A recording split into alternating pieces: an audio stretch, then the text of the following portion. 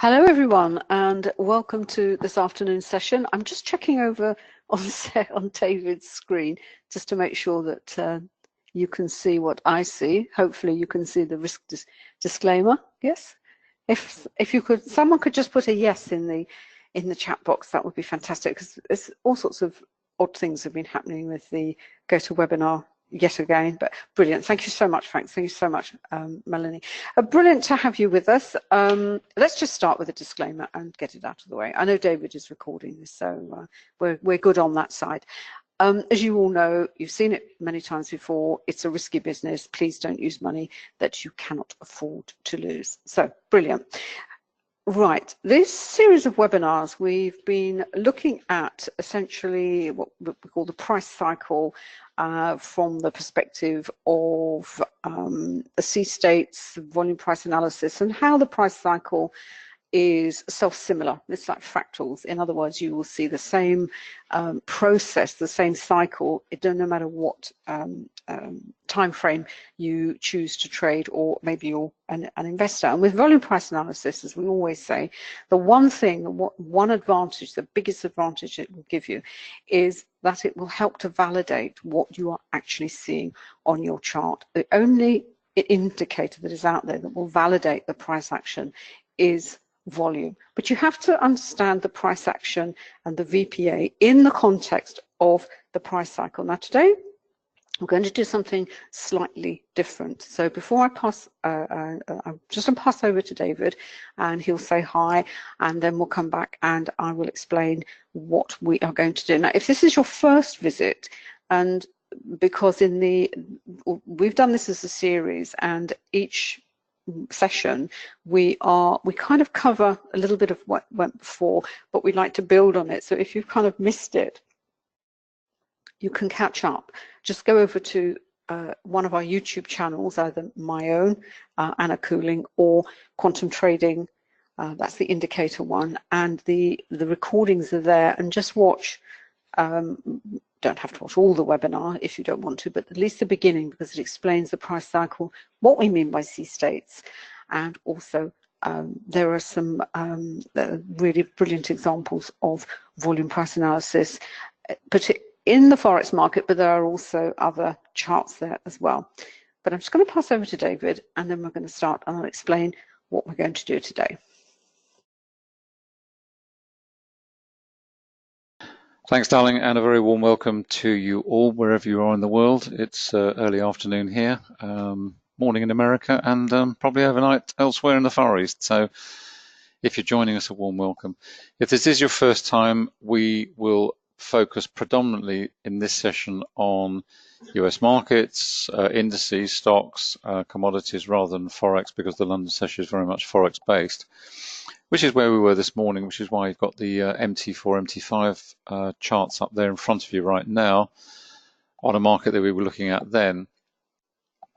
And we'll transfer across onto NinjaTrader in a moment, which is the platform I'm running. We are actually working on developing the next platform in the portfolio, which is probably going to be TradeStation.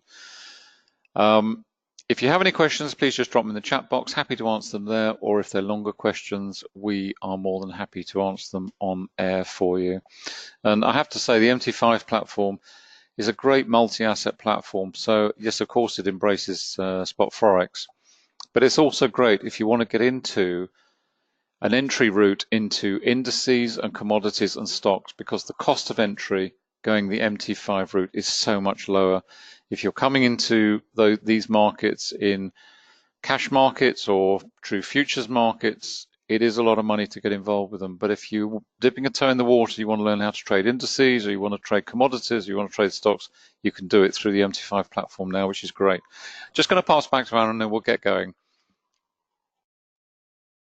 To catch up on what we looked at this morning, which was the dollar Swiss. Obviously, as you know, the dollar has been selling off quite heavily recently, and it looked as though there would be perhaps a potential for at least a bounce or a small reversal, but in fact it was very, very short-lived. In fact, the on our Renko chart, and I have said this before and I'll say it again, we will cover how to use non-time-based charts, in particular Renko, which are absolutely brilliant, because you can see here, if you think back to the schematic I pulled up, and you look at what a Renko chart displays, it really does show the price action and the price cycle in all its glory. And this is the bit of the price action that we looked at this morning. This was what we thought possibly would be sorry,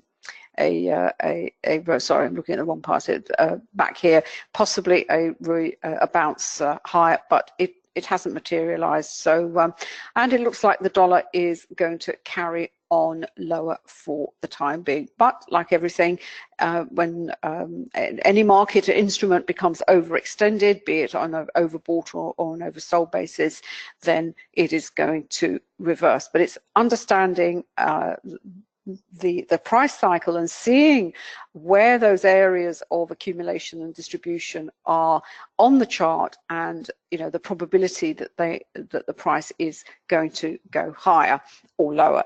Right, what we're going to do today is, as I said, slightly different, and I just want to bring up, in case you haven't, because I know also we have a lot of people coming along to these sessions who've actually just bought the books, which is lovely for you to take the time out to come and to come and meet us, even if it's only over the internet. It's fantastic, and I can't tell you what a joy it is to hear from traders and investors who have bought the books and have said they have transformed their understanding of the market. They've transformed their financial fortunes, which is even more important, and they are really doing very well. Now, one of the latest books that we published earlier this year was we were two.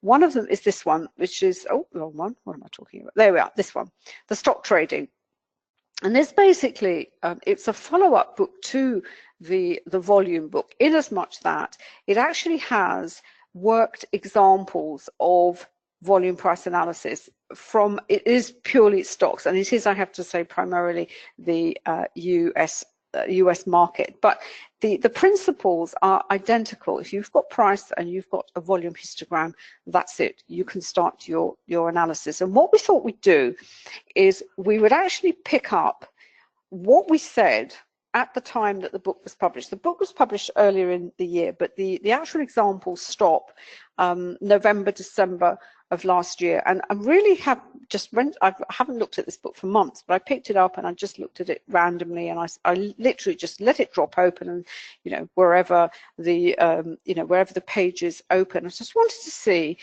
what was said at the time in the book and what has actually transpired in terms of what we have seen on the charts. Because first of all, I think it's just a great example of VPA, and it actually explains sometimes the time scale that you have to consider, particularly when stock trading, which is a much longer price cycle, how long things can take to play out, as it were, from that initial signal. Because if there is a criticism of volume price analysis, sometimes you can spot the signal too soon. You look at it and you become so familiar with it, you say, but it, and it doesn't always happen the first time. It's something we were very guilty of when we first started, and we've had to really sort of take a step back. You do get this huge sense of satisfaction when you have spotted something and then it comes to pass. I write about it all the time in my analysis. Unfortunately, in this industry, that most traders, most people here have probably the memory of a goldfish that goes once around the goldfish bowl and it's forgotten, and sometimes it's perhaps a little bit too soon, and you just have to be aware of that. It's a good thing in as much that at least you are beginning to understand what is, the probability that something is going to happen or not. Now, what we also have to consider is at the back end of last year, if you can remember, the stock market, well, it's been on a tear ever since. I think, are we up to fresh highs again? I was looking at let's have a look. I think everything is making new highs. I think we've had the anniversary that this is one of the longest bull markets ever. And this bull is it now beginning to look tired? They've been saying that for the last 5 years, and it still keeps going up. And that was the situation was at the back end of last year. But if you remember, at the beginning of the year, January, February time, there was a terrible, there was a bit of a bit of a crack appeared, and everyone said, "Yep, that's it. Is this?" It looked like a distribution. There was a lot of volatility, a lot of whipsaw action, a lot of shaking out of the market, and then it carried on higher. So the book was written back end of all the analysis was done back end of last year. It was launched at the beginning of the year, and then then we had this sort of fright, if you like, in the market, and since then it's gone up. Now, the stocks that we're going to have a look at and David's going to talk through is they're very, very interesting. And I'm just going to read out what we actually said, and then we're going to talk about it, because some of them, they have done what they have done, but some have defied that general market scare, if you like, and others have actually, they looked very bearish before Christmas. The shakeout was an opportunity to push them lower, and in fact they've gone even lower still. And in fact, the one I want to start with, darling, have you got GE? Was the first one. I'm just going to read that out and I'll pass over to you because you've got the charts. Do you mind? So basically, we're going to look at GE. You've all heard of General Electric, and those of you who don't have the book, it says basically the analysis. It was looking very bearish. And the last two paragraphs, they're very short. In June 2017, we have the classic signal for short traders as the market makers sell stock they have been forced to buy. You basically had a sort of short squeeze, rallying the market on the month and clearing out at this level before accelerating lower. And with no sign yet of any buying by the market makers, GE looks set to fall further to the end of 2017 and into early 18. Now, bear in mind what actually happened also in January and February. Can I pass over to you, darling? Is that okay? So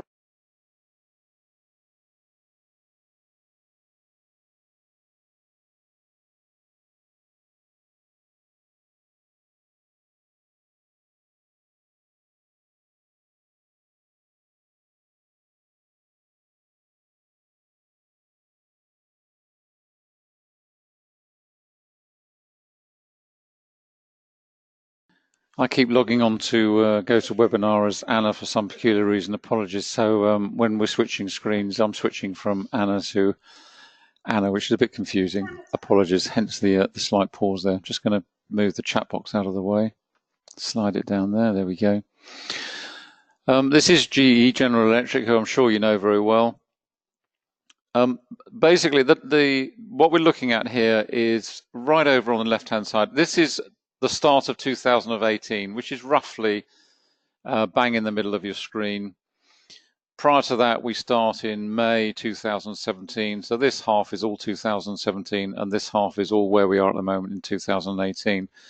And I think the book was more or less published around this sort of area of price action, as far as I can remember, to be honest. Or certainly it was written rather than published around. It was written around this sort of time. October. And this is just it's just a classic example of the continuation of the bearish sentiment that's been so prevalent with GE. I mean, General Electric, it's a massive blue chip company. It was a stock that we used to trade very, very heavily when we were trading in covered call options, purely because it's not a particularly scary stock. It's not particularly volatile. It tends to trade in relatively small ranges. Just move that down a bit. I mean, we're currently trading at around about $12.70 odd. So from even from an investment perspective, or from a trading perspective, or from a buying options perspective, it's a cheap stock to buy, to hold, to sell, whatever you want to do with it. A lot of US stocks are, $50, $70, $100. If you're buying covered calls or buying options and you're holding 100 of those, that's a fairly heavy financial commitment on one trade. This is I wouldn't say it's quite a pink sheet, but it's certainly trending that way. And this is basically what's happened. I mean, it's just continuing to step down.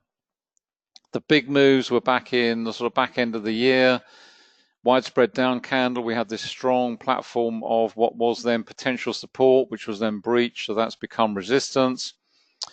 We've got this ton of volume coming in here. This was in mid part of November.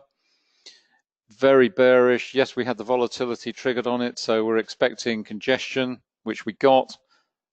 Moved sideways for several weeks. We're on the weekly chart here, by the way. And then what happens? Bang! You get another classic down candle, widespread. You've got to remember, this is only, what are we talking about? We're only talking about $2.50 because this is a cheap stock now. But this could be $20, $30 on a heavy stock. But again, the same principles apply. We've got very high volume here, nice widespread candle, minor wicks to top and bottom. Price is confirming volume. What else do you need to know? It's just telling you that it's remaining very bearish.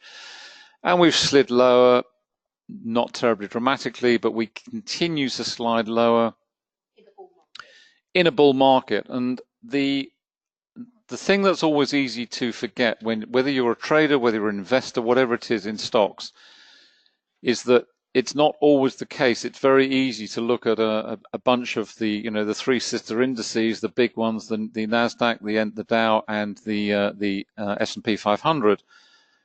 And if they're all rising, to think, okay, well, my portfolio is rising or my trades are rising. Not necessarily the case. Not all ships rise with the tide. Some of them sink. And it's, in these examples, you'll see that is certainly true. And certainly this is a classic example where it is very much a case that the insiders, the market makers here, they're not buying this stock. There is no evidence yet of any buying in volume by the market makers of this stock. So this stock has not hit rock bottom yet. When it hits rock bottom, the volume will pick up. You're seeing the buying will come in. It will be self-evident. Now that buying may be triggered for lots of different reasons. It could be triggered by some earnings releases which come around quarterly.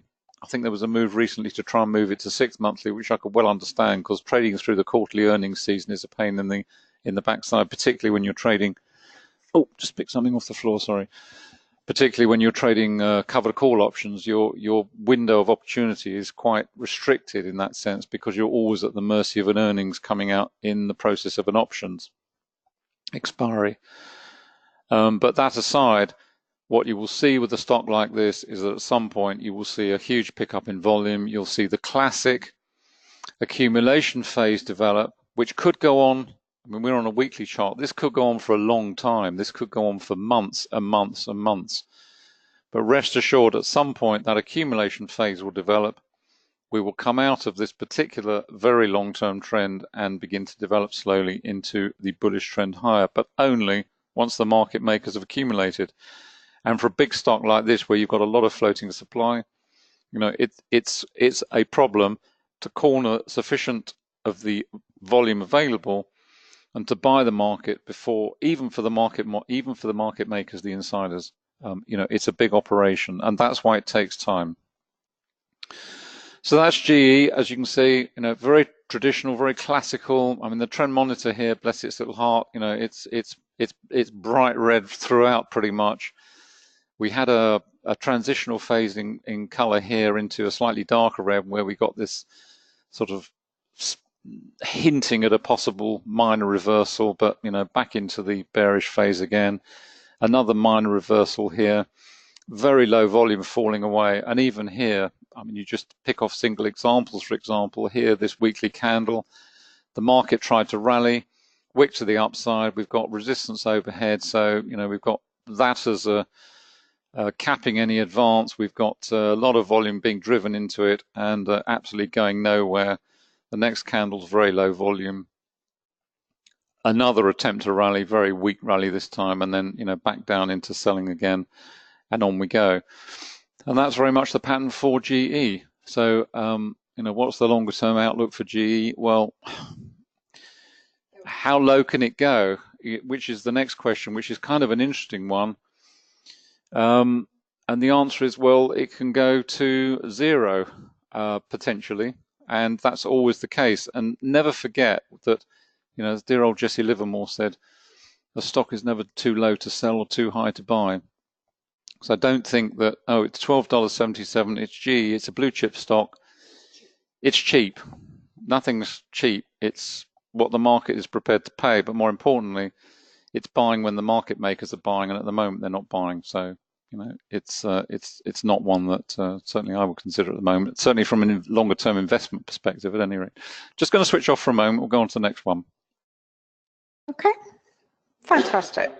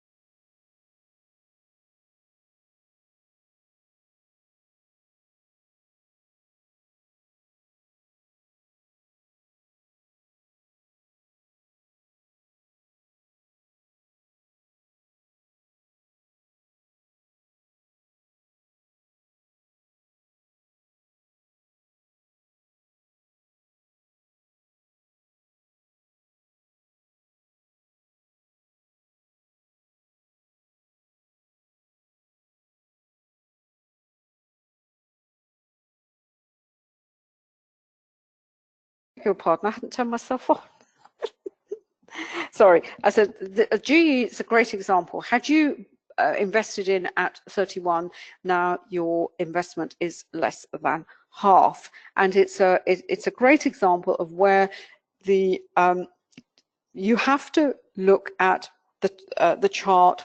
First of all, not in isolation, saying, well, what is actually happening on this chart? And by all means, then we look at sectors, and then we look at this against the backdrop of a raging bull market. Well, perhaps it's getting a little bit tired now after 10 years, as it were, but it doesn't show any immediate sign of wanting to slow down. So you have this disconnect, and you think, well, hold on, everywhere I read, markets are making new highs, and my stock is making new lows.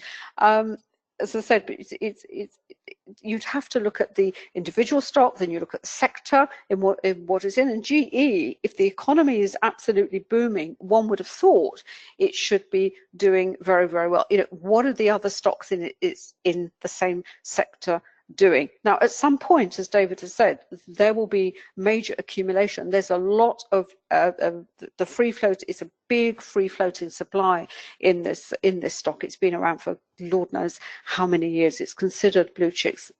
So at some point it will be a buy, and it will probably be a buy when people least expect it to, as always. Right, the next one I want to have a look, if you could pull up, is one called Trip, which I think is TripAdvisor, isn't it? And this was an example of basically how, this is what we said. It said substantial volume, this was last, and clearly signaling, this was back in October, November, at the time it was signaling the market makers are stepping in to buy here, with further evidence appearing in the following months. So for late 2017 and into 2018, expect to see Trip rally into a primary bullish trend. And what it's also an example of, I think it didn't suffer in the shakeout at all, and it's the opposite example. So basically you have stock where what is going on in background is not reflected what you see on the chart. That was it, Armageddon. If you remember back to January, February, oh my goodness, that's it, it's all coming to an end now, everything is everything is falling apart, and yet Trip carried on higher. But I'll pass over to David because he's actually got the chart in front of him. Thanks, darling. And as you can see there, once again, this is the center of the chart here. It's the start of 2018. So pre that is 2017 from sort of May onwards, and 2018 on the right hand side of the chart. And what you've also got to remember when you're looking at volume price analysis is you have to remember that everything is relative. So to the left of this, imagine, for if you will, for a moment, that this volume wasn't there, then all these volume bars over here would be that much higher. This volume in the center here, or pretty much in the center, obviously compresses everything else because volume is always relative. So you've always got to read it in the context of what is the highest volume bar on my chart, and what is that telling me, when has it happened, etc., and everything else will be a little bit compressed. We'll go over to the YM, see what's going on there in a minute, but let's just concentrate on this for a moment. several things to note here, not least of all the volatility. This was the volatility around the markets collapsing, and isn't it strange that TripAdvisor is going the opposite direction when all the other markets are falling, this one's rising. Nevertheless, it's got volatility, as indeed here. You've got volatility, and your expectation when the volatility indicator is triggered is that is price action stepping outside the average true range. When price action steps outside the average true range, it's generally indicative of market participation by the insiders and market makers, and therefore probably an opportunity either for a reversal or at the very least some congestion to follow. Certainly did here for several weeks through into February. Then we had the volatility again here as the market starts to rally under decent volume, back into a congestion phase on this candle. Then we get a very strong move, and this is an example of a very popular tactic, which is breakout trading, breakaway trading, call it what you will. When you get these very strong levels of support and resistance building, then once the market penetrates that, provided it's associated with strong volume, this one was certainly obviously volatility because we've moved well outside the average true range on the week. So it's a very, very strong move. Imagine this on a daily chart. Imagine it as an intraday trader, for example. Very strong move, big move. We're talking what, $38 up to almost 50. So we're talking $12 as opposed to GE, which was, pence and cents. Decent volume under that candle. Perhaps maybe you would expect it to be a little bit higher than that. Certainly when you track over to the left and you look at the volume under here and you think, well, okay, this is a down candle, this is an up candle. We're not comparing like with like in that sense. But in the sense of price action, we're looking at the volume on the comparative nature, and we've got a ton more here than we have here. So yeah, that might set the alarm bells ringing. You think, well, okay, it's a strong move, but maybe it's not as strong as it should, or it's too strong rather. The price action is a little bit too strong for the volume. Nevertheless, moves into a congestion phase on up to the next leg. That's probably more realistic in terms of the volume we're expecting, and on up to our resistance level, which built up at the $60, and we're now trading down at 53 odd. Another example of volatility, big volatility candle here, and now we're trading in that range. We're probably going to stay there for some time, given the extent of that volatility in that candle. Now, I don't know what triggered that. Could have been earnings, could have been something else. Earnings come and go, as I say, quarterly. They're a fact of life if you're investing or trading in stocks, and you have to live with it. It's just something that comes around all the time, and you are at the mercy of analysts who will come out with the reports, and if the reports are better than expected or worse than expected, then the stock reacts accordingly. It's just a fact of life. Trend monitor again, it's transition. We've gone from bullish into darker colors here on the transitional phases. Then we're out into the bullish. Little bit of a flick back into the darker colors, but it hasn't gone back into red, back into bullish. We've now gone back into dark blue, which is no great surprise because we're now into congestion phase again. And the trend line also is diving back down to the fulcrum. So we'll see how that develops longer term. Just pass back to Anna.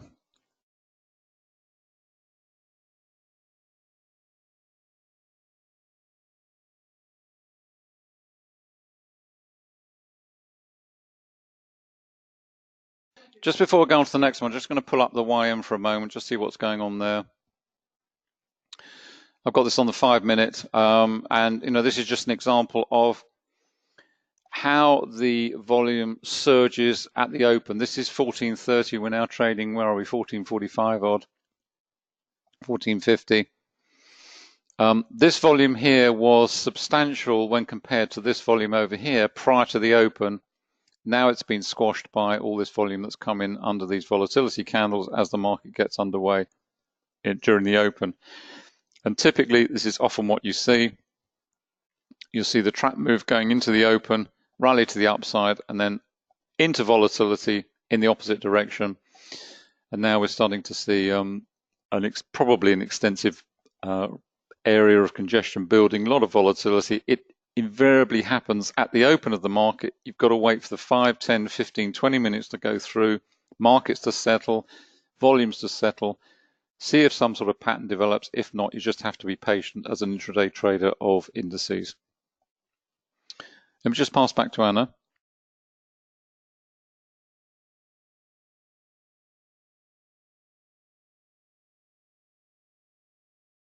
Right, next one is KR. It's a company called Kroger. I must admit I'm not familiar with them. There we go. And to be honest, volume price analysis, you can apply to any chart. As long as it's got price action and volume, you really don't care what the instrument is or the name at the top of the chart. The principles are identical. I know I've said it many, many times before, but that is absolutely true. Yeah, I'm just going to pass back to Anna. She can tell you what we actually wrote at the time. Okay, thanks, darling. Right, okay, this is an interesting one because it kind of mirrors what the broader market was doing. But right back, as I said, back in October, November time, the narrowing spread. That's right. October would suggest the same with increasing volume and even narrower spread here, suggesting they have moved in to support the price to prevent any deeper moves, with November starting to see some upside momentum develop. If this closes on good volume with no deep wicks, then we can expect this move to develop further into 2018. And the nice thing about this one is that it did in fact go as you can see, much higher into 2018, but then it actually suffered. It did actually mirror the scare that we had in the broader markets, but because of the bullishness that we saw in earlier back end of last year, it has actually regained the highs of is it December, January, and whether we're seeing a little bit of weakness come in, that remains to be seen. But I'll pass over to David because he's got the pointer over there and he's actually got the chart and he can point to the candles and the volume as well. Thanks, darling. And as Anna said, this was when all the indices, the primary indices, were falling out of bed. Lots of volatility, and this stock indeed followed it, and down to the platform that it built around the $23 per share level. And since then, it's climbed. We've had another volatility. We've got several volatility candles on here, and as you can see, this one's just the mother and father of volatility. Trading within that range before it recovers, a little bit follow through into sideways price action here, pretty much the same here. And the reason you see, as I said earlier, is because generally speaking at these points, whatever it is, whether it's a piece of fundamental news, whether it's a piece of financial news concerning the stock, whether it's an earnings release, whether it's broader market forces, doesn't really matter. At those points, the market makers will be stepping in, taking opportunities, moving the market rapidly and with wide spreads, creating the volatility and promptly reversing thereafter, or at least moving into congestion phases. The same is true here. We've got a nice widespread up candle, minor wicks, lots of volume, trading back inside the range. We've got gap down open that following week, but now we're tracking back up. The nice thing with this stock, if you were looking at this stock, would you say this is a potential investment for a longer term investment? Don't see why not. You've got lots of support below now. You've broken through this pretty strong level at 30. That's gone through on decent volume. We've got some weakness, some short-term weakness here with this wick to the upside. Certainly some decent volume under that. So maybe we expect this stock to pull back a little bit after this strong rally up here. But you've got some very strong platforms in place. Certainly this one immediately below, which was acting as resistance over here, acting as resistance here, and has finally been breached here. So provided that continues to hold, and we've got another level below it at around about the 30 on the accumulation distribution indicator here, which basically highlights the strength of these regions by defining them by the width of the dashed line. And the wider the line, then basically the stronger is that potential area of support and weakness. So that's where we are with KR, provided that holds. And obviously you'd step this down, you'd be looking at different time frames, you'd be looking at the dailies, maybe you'd be looking at the monthlies as well, you'd be looking at all the different levels, because that will give you context, it'll give you an idea of where this has come from longer term, potentially where it's going to, etc., etc. Let me pass back to Anna. I think we've got one more on the list. Yep. Have you turned yourself off? Yeah. Okay. Right. I think we've just got one more, and certainly on the stock side, and it's one. Is it M? Is it Macy's? I think Macy's. Yes. It's quite interesting, actually. Very interesting, given that it's retail. What do we say? An interesting market maker. Well, the last paragraph. Given the buying that we are now seeing in October 2017. Because we had a ton of volume, very large volume spike with a very narrow spread. Providing this continues, we are likely to see a congestion phase followed by a rally once the accumulation phase is complete. In this case, this could be relatively short given the lack of momentum in the downwards trend. And this is the other thing about VPA and the time it takes the market makers to accumulate. Accumulation, you know, and there are a lot of factors why sometimes it takes longer to gather enough of the stock so that you can start pushing it back, the price back higher. First of all, you've got to make sure that more sellers aren't going to be coming onto the market and driving it lower.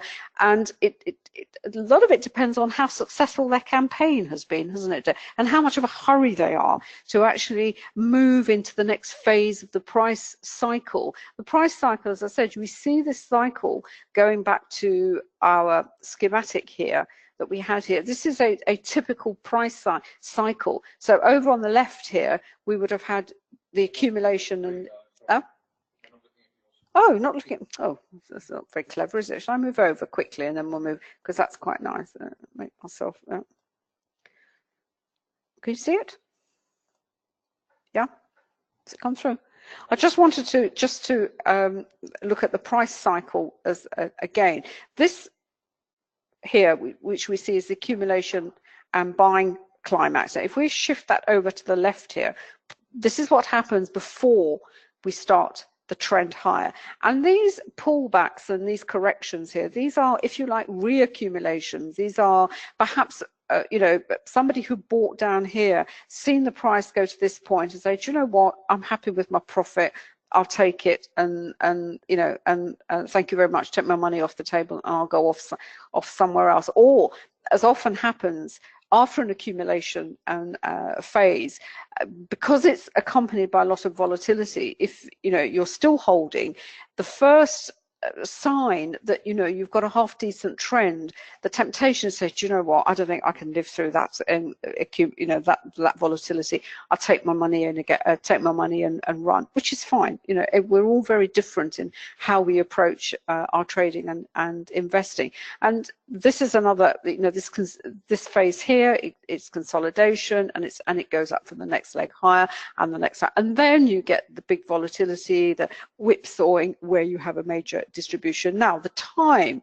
from here to here before it goes higher, you can't say it's going to be X number of candles, it's going to be number of days, weeks, or months. There are so many factors at work which will influence how quickly or how slowly that takes place. And Macy's was quite interesting because that was really quite fast, that accumulation, wasn't it? And really, you need to look at the charts to see that, and you have to change yourself as me.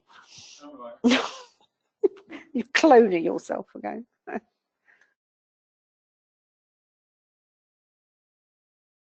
Change back to me. There we go. It should be coming there. That's right. Okay, this is Macy's. Just move that out of the way.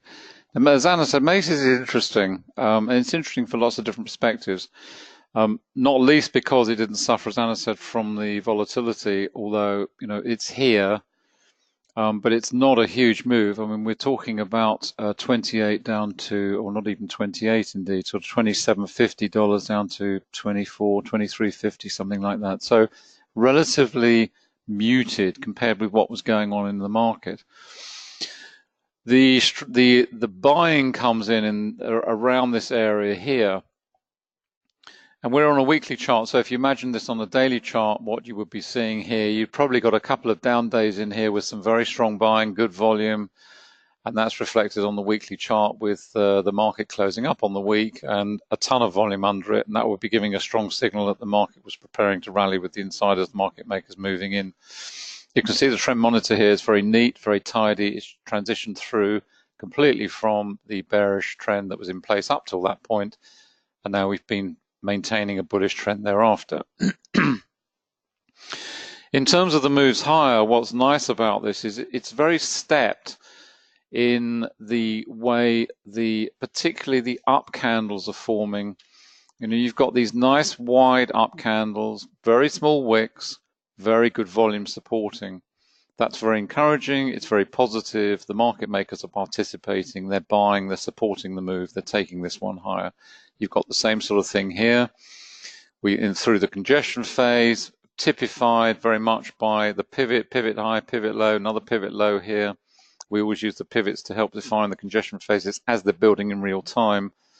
Then we're on up to the next level, another nice candle, very limited wicks top and bottom, very good volume to the candle. So great confirmation of price action with volume. Volume price analysis is really only about one thing. It's about anomaly or validation. Does the price and volume agree, or does it disagree? If it disagrees, what's it telling you? If it's in agreement, what's it telling you? Confirming. And on up we go to the next leg. Again, nice confirming volume, nice confirming price action.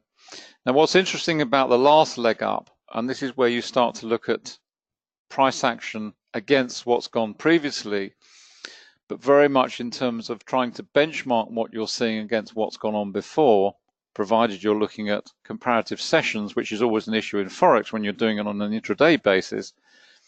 And you've always got to remember the seasonality nature of markets as well, because typically through July and August, you'll see a declination in volume, and then we'll start to see it pick up, generally speaking, after Labor Day and through to the back end of the year.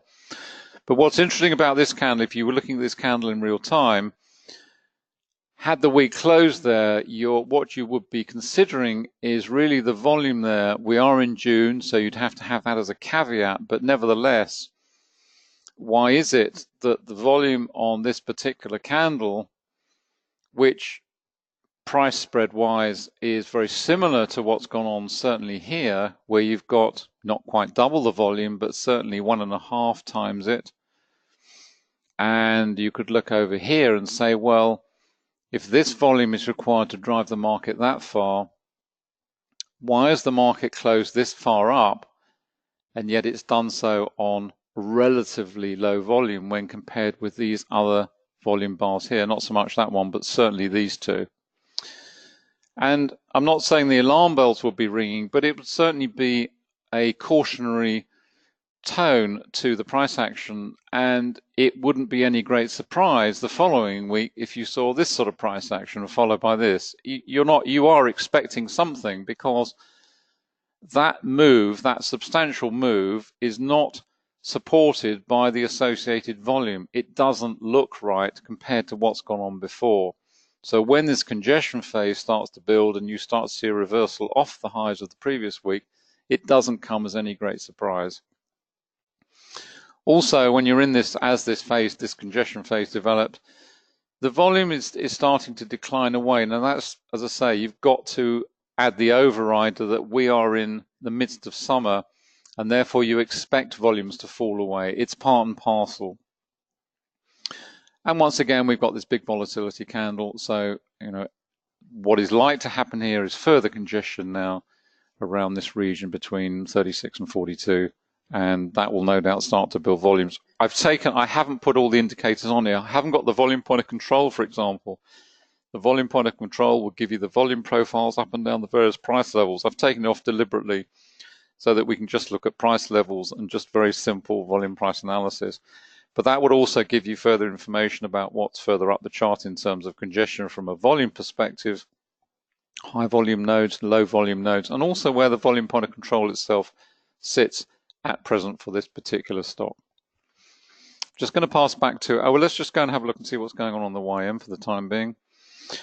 There we are. We're on a 5-minute here. This is the YM. This is a September contract. This is the futures contract for the Dow.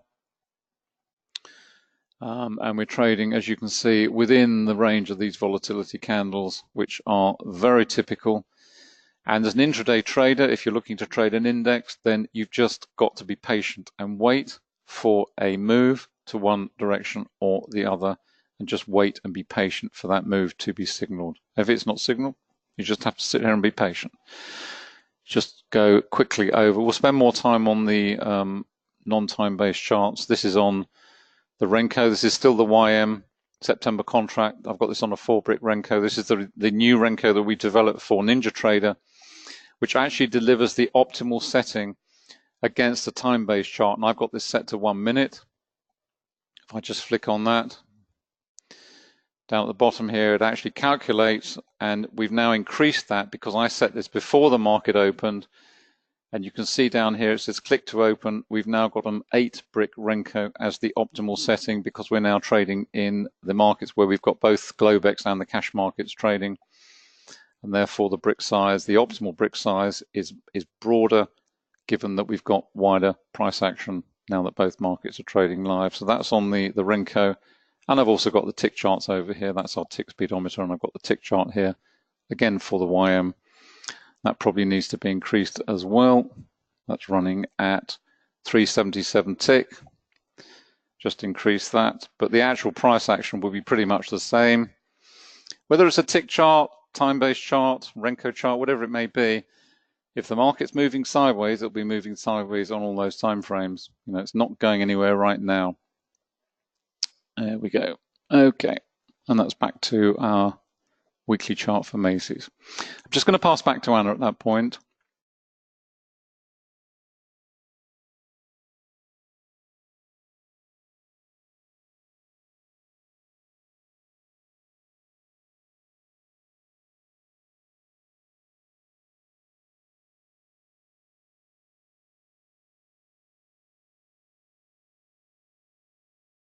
I think you saw our grandson Max on that screen, right? Okay, we're just going to go back. I just want to have a look at gold, not because for any particular reason, other than if you've come along to previous sessions or you've watched some of the other webinars when we were talking about levels and psychological levels and prices where we have this idea that things are cheap or fair value, let's call it fair value, and stocks are just a great example of that. And we looked at, you know, GE. I'm sure there are now fund managers out there, investors thinking, oh well, you know, it's come down all the way from some $30, and you know, it must be fair value. It must be cheap, and they will have an idea, maybe $10. You know, perhaps it gets to $10, and that sounds a really good, you know, a good buy because hey, it was $30 not that long ago, and we start having this narrative with ourselves and thinking, well, it was $30 not so long ago and it's 10 now. If I buy now, maybe, you know, I'll get a three bagger in a very relatively short space of time. Well, it doesn't work like that because, as I said, there are all sorts of factors, so especially with stocks, surrounding, you know, the move out of accumulation. First of all, we have something called the free floating supply. If it's very large, that takes a lot more effort than stocks that don't have a large free floating supply, which is why you get a lot of spiky price action in not the penny stocks. What do you call them? Stocks that are illiquid. When you have not of liquidity, then you get a lot of spiky price action. You have this sort of prices going up and down, as it were. But that's why they're cheap as well. And gold is one of these where the 1200 is like an iconic level. Now it went below in 1200, and then we had the buyers stepping in, and I said, look, there's going to be buyers around 1200, and if it goes lower, and in fact they all kind of stepped in there, and now it's trading at 1211, and it's certainly been helped the last few days by the fall in the US dollar. But gold, as I said, just wanted to show you what this chart looks at, and whether in fact on the daily chart we're looking at the monthly, actually probably a bit better. Here we are. This is we've got the buying that came in the back end of this month. I don't know what's happening with this one. I think I've lost my volume on this one. Let's have a look. Here we are. There we are. There we've got the monthly chart. Here we are. But you've got that tail at the bottom there, and it, but so far the volume, it doesn't look very encouraging. So let's hope that's not that's not one of these sort of fake moves again in gold. We'll just see what happens there. But it's just an example of what I meant by these iconic levels and this perception that something is fair value or it's cheap, it's good value, so therefore it must be a buy.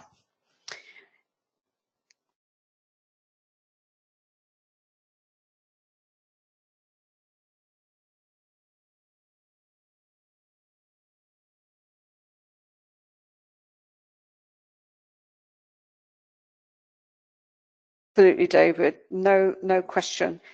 Indeed, that's one of the reasons. I said lots of reasons, but certainly that is one of them. Right, I think we're not going to, we've done stocks today. Next time, what we want to do, we want to look at non-time-based charts. And David mentioned the volume point of control, which is where we have time, volume, and price. And we've deliberately not included it today because we want to really devote a whole session to that. It's the VPOC indicator that we've developed both for MT4 and NinjaTrader.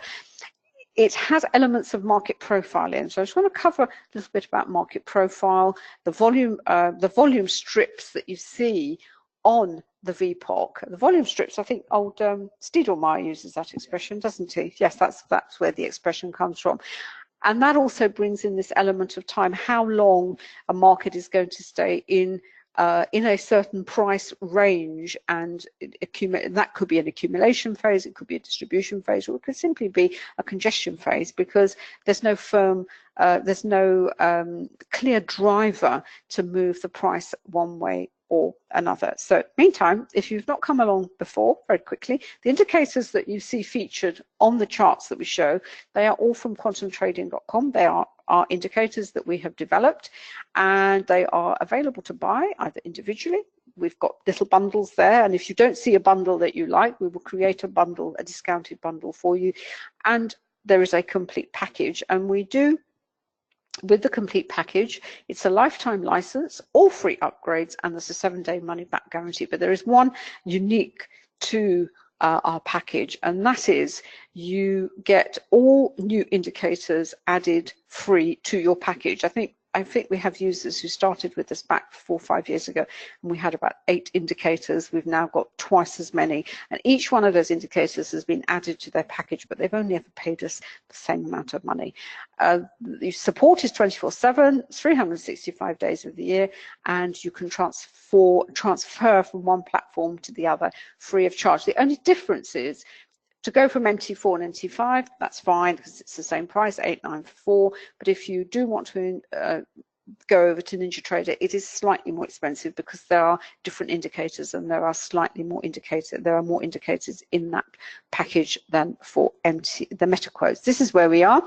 This is our education site. This is the Forex program. We will be working on a stock program later this year. This is where we're broadcasting at the moment. And the education, which is the Forex, it is aimed at Forex trading, but there are, we do have traders who have bought it simply because they want to know more about the related markets that are mentioned in there, the fundamentals which are common to all markets.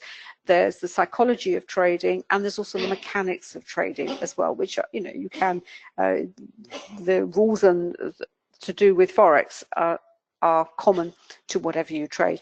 The price is 1391 for MT4, MT5, or 1694 for NinjaTrader 7 and 8, and that includes the indicators. So in that price, it's not that price plus the indicators, that includes the indicators. And the actual program itself is about 50 hours of video and video podcasts. It's self-directed.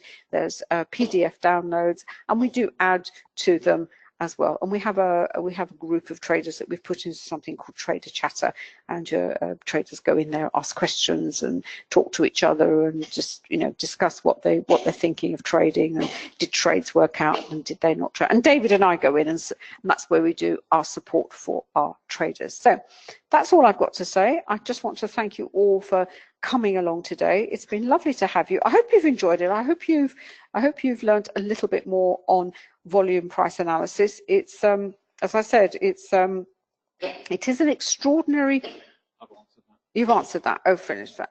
It's an extraordinary methodology. It's not new. We don't pretend that it's new because there's nothing new in trading, to be honest. There's absolutely nothing new in trading and investing. Technology might change, but the psychology, what goes on behind the scenes at the moment, it's what it is. And as long as you understand that, then you work with it and don't try and work against it. So enjoy the rest of the day. Have a great weekend. And I think we are actually back on Tuesday next week, aren't we? We're back on a Tuesday. As I said, I think next week we'll really look at volume, time and price as shown by our VPOC, volume point of control indicator, which is actually based on a volume at price and a little bit of market profile. But I'll explain a little bit more when we catch up with you next time. So thank you so much for coming along, and see you later. Bye.